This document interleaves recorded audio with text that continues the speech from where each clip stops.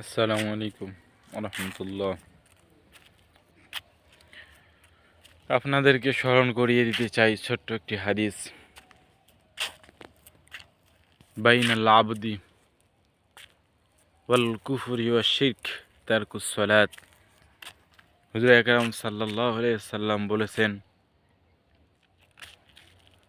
যে ব্যক্তি আবেদ বাইনাল আবদি অর্থাৎ ইবাদতকারী এবং শিরিক ও কুফরকারীর মধ্যে পার্থক্য হলো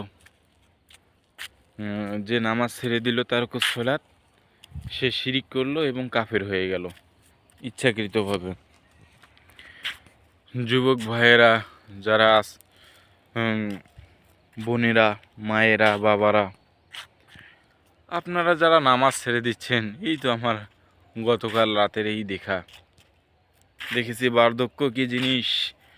বৃদ্ধ মানুষকে আল্লাহ আমাদের বয়স বাড়িয়ে দিচ্ছে। বৃদ্ধ হলে মানুষ ঘর থেকে বাইরে এসে,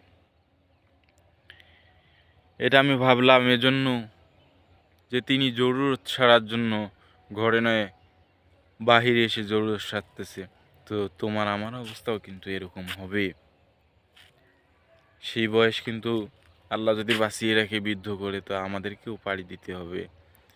তখন কিন্তু আর আমরা আমলের সময় পাবো না।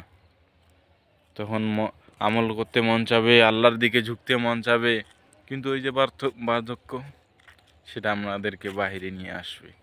তাই এখন সময় আছে, এখন সুস্থ আছি, আল্লাহর ইবাদত বন্দেগীতে মশগুল হই। ইনশাআল্লাহ আল্লাহ তার প্রতিদান দেবেন।